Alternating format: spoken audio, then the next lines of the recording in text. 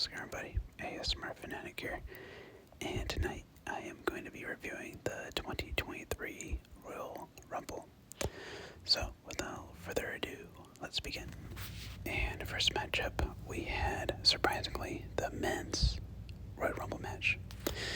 Now, if you ask me, I always think that this match should go on in the main event, regardless if it wins. This is your big marquee match, but then again, I do get why they put this match on first, because it was, like MGF says,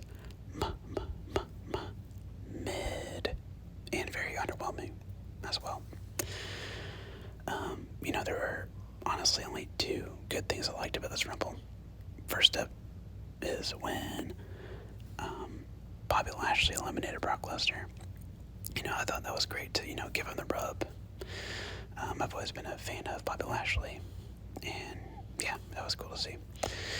And the other thing that was cool to witness was Gunther being in the final two, and I think lasting 70 minutes I saw, which is very impressive for the Intercontinental Champion, no less, of doing that.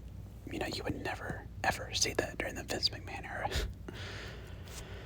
And yeah, that's about it of what I enjoyed of this men's Royal Rumble match. I had a lot of issues with it. For starters, the surprise entrants, in quotes, they were so underwhelming. I'm gonna use that word again. These were all people who already work for the company. You have Edge, he is on the roster.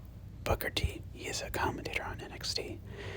And then you had the piece of shit Logan Paul, which I can't fucking stand. Excuse my language, but yeah, fuck him. And to make things worse, he eliminated Seth Rollins.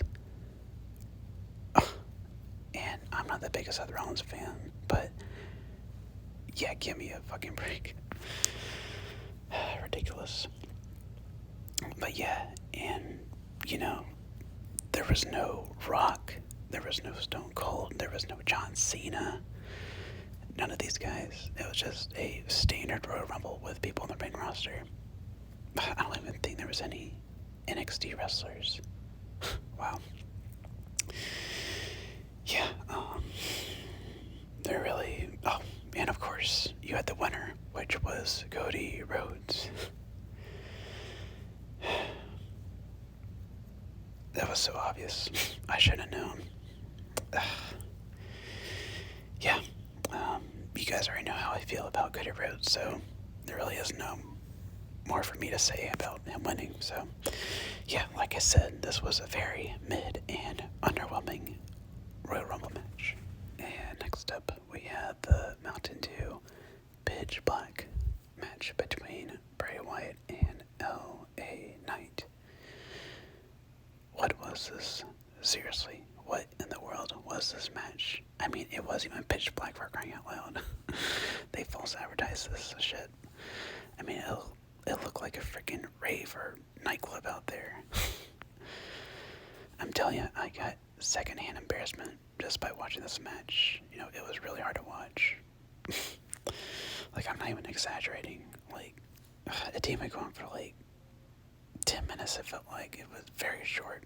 Man, I'm glad it did go for, that amount of time, because, it was rough. It was very, very, very rough. And, the main takeaway I got out of this match was for how bad I felt seeing LA Knight out there.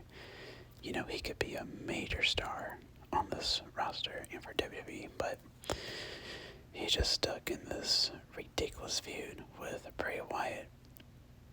And, speaking of Bray Wyatt, and this is gonna sound harsh, but I kind of wish he never came back. I know, that's terrible for me to say, but yeah, his return so far, it just sucked. It had potential in the beginning, but it's just terrible. It's not even funny bad, it's just bad. So yeah, the sooner this feud ends, which, I hope it ends after tonight. I mean, there is no way they can continue on with this crap. Yeah, I just hope for the best for LA Knight. And after that, we head for the Raw Women's Championship. Bianca Belair versus Alexa Bliss. Did this match even happen? I went to go do something when this match started, and when I came back, the match was already over. So, yeah, I'm glad Bianca won. So, there's that. And next, we had the Women's Royal Rumble match. And I'm going to go ahead and say it. This was a million times better than the Men's Royal Rumble match. I mean, first off, you had legit surprise entrants in this match. You had NXT stars in Zoe Stark and Roxanne Perez, who I was actually really impressed with. This was my first time seeing Roxanne, and she's actually really good. So, yeah. Yeah, Michelle McCool. And you also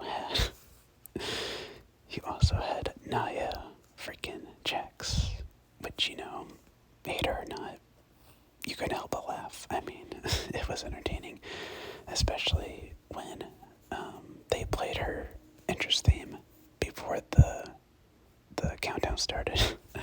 I legit laughed out loud. That was hilarious. That made my whole night. Great stuff. But the thing I most enjoyed about this match was Asuka returning with the Kana-like makeup. Oh, I legit, jumped out my seat. I was that excited. So yeah, Asuka's back. And, it did piss me off that she wasn't in the final two, but, it is what it is. At least she got eliminated by Rhea Ripley, the winner, so that's something. And she lasted a long time, too, so I am happy in the end. So yeah, that just made the whole match for me, just seeing Asuka back with the makeup. Great stuff, great stuff. Oh, and also, Piper Niven got her name back. Yay, no more stupid dewdrop. Gosh, I'm so glad the era is over. She's really talented, so yeah, I'm glad to see her get her name back.